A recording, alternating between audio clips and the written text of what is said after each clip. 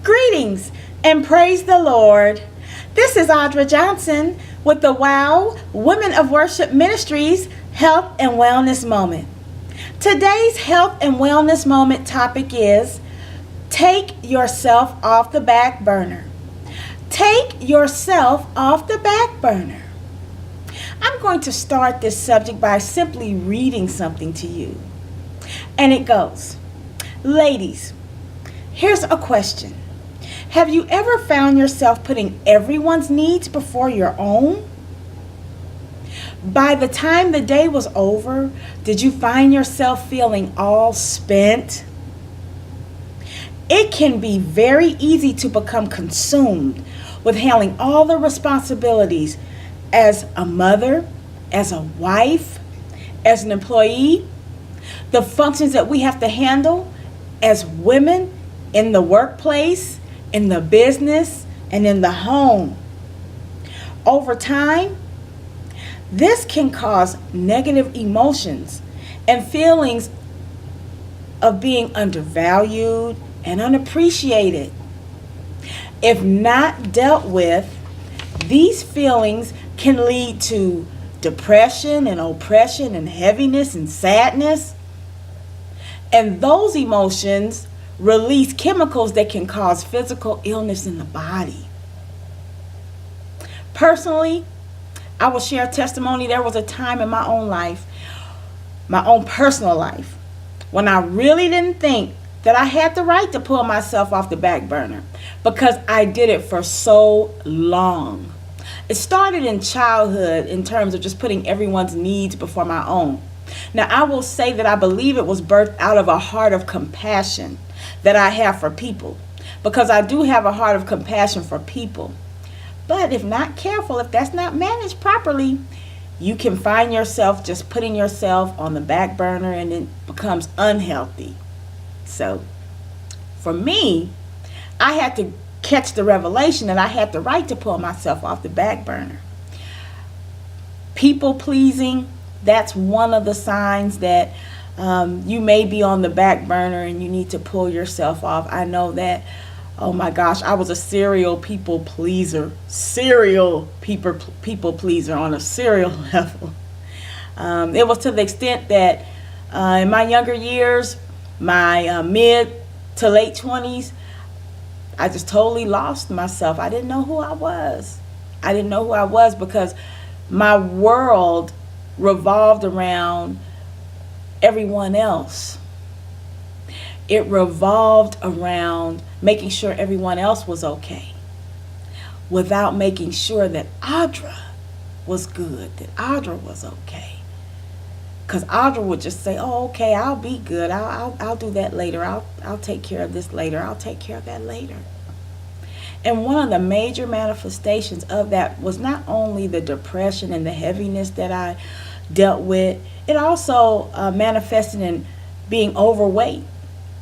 A lot of the extra weight I carried was just the pain of feeling undervalued.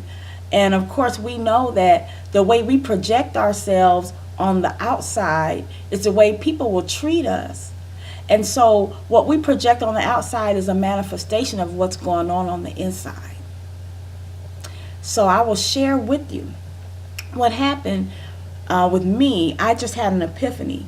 And my epiphany was just that moment where I just truly went into prayer to God, and I asked God to help me identify what was going on with me.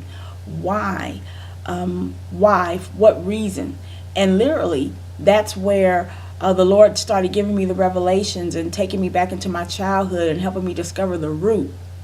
Because the bottom line to anything, including putting ourselves on the back burner, any issue that we must deal with and resolve, we've got to go to the root cause. So with me, my root cause was from the heart of compassion and not managing it properly. I learned how to manage it, though. I learned how to manage it properly, thank God. And that requires balance.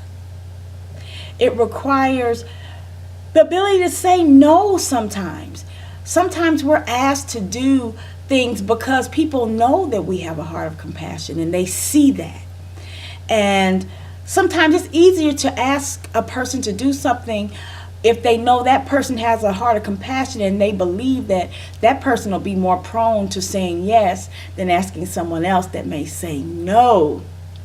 So that's one of the ways that you could take yourself off the back burner if this is you.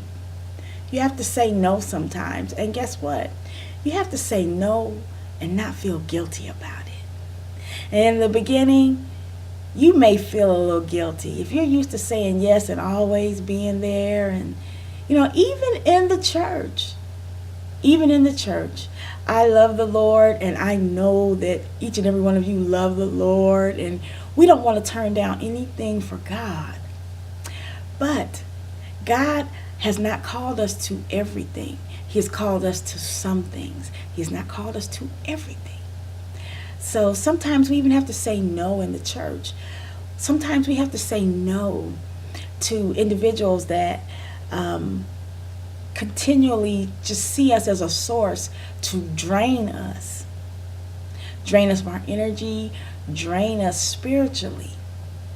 So you have to remember that you are valuable, that you deserve to be off the back burner. You deserve to be treated, whether it's someone treating you or treating you in such a way where you're getting preferential treatment, or whether there are times when you may have to take time out and just have a self day to just go and pamper yourself, whether it's through someone else or if it's not through someone else. I was having a conversation with a young lady today, and she was asking if it was asking too much to be spoiled, and she was speaking in context of a relationship. And I immediately let her know that no, it's not asking too much, but sometimes you may have to spoil yourself in whatever measure that is, whether it's just taking a day and just going for a long ride, going for a walk, just spending a day treating yourself to a manicure, a pedicure, a girl's day. Sometimes you have to just pull back from everything around you. And that's a form of taking yourself off the back burner. And again, in the beginning, sometimes you might feel a little guilty at first. But you have to remember that when you take the time to self-care for yourself, you become a better person, and you become better for everybody. You're better not only for yourself, you're better for your children, you're better for your family, you are better in the workplace. One of the things I love doing is going to the mountains. I live in the East Tennessee area, so I'm really close to the Smoky Mountain National Forest. And that's my me time. That's my time where I just go, and that's where I'm just selfish with myself. And I'm one with God when I go up there also. So it's just an amazing time. So I want to encourage each and every one of you to just take a moment. And even if you have to schedule yourself in, as women, we're scheduling, we're always checking our calendars, we're always adding and factoring and deleting things. Make an appointment for you. Schedule yourself in. Cut yourself in to your own time, your own schedule. Don't allow yourself to get to the point of burnout, to the point of stress, to the point of where there's this feeling of unworthiness. Because the individuals around you, when it gets to that point, they don't really understand. Because they see the person as, well, you've always been this person. You've always done this. You've always done that. You've always been this way. You've always been that way. And while you've been that way, those individuals that have been receiving on the receiving end, they don't really know what's been going on the inside. So it's really important. It's important to self-care. It's important to take that one day a week. The Bible even declares that we are to have one Sabbath day of rest a week. God rested. Not that he needed to rest, but he did rest. And because God rested, we created in his image according to his likeness. He wants us to rest. Now, I know some of us have so many different roles, and sometimes, especially if you're a single mother, sometimes you find yourself in situations where you have to push a little harder. And that's okay, but you still have to take a moment and schedule yourself in. You have to schedule yourself in. You have to just do it. Whether it's a lunchtime break where you just go for a walk, there's ways to do it. Network with other single mothers that you could trust. You can do a child exchange, give each other a break. There's so many different things that you can do. And you have to get creative with it. You have to get creative with it. It's so easy to just be used to just going 100 miles an hour full steam ahead, to the extent that change and trying to find avenues to take yourself off the back burner may feel like work. It may feel like work in the beginning because you have to be creative, but at the end of the day, you will thank yourself for it. It's a form of loving yourself. Love yourself. And for me, when I truly got the revelation, I put all my thoughts and prayers together in a book, and I titled it simply Love Yourself, Girl. It's a devotional and a prayer journal. And that's what it's titled, Love Yourself, Girl. And a lot of people wonder, well, why did you title it Love Yourself, Girl? And it was simply because that's the way the Lord had given it to me. After prayer, he just said, love yourself, girl. So this is Audra Johnson. I want to thank you so much for watching this video. I want to ask you to please share this video with those that you believe would be blessed by it.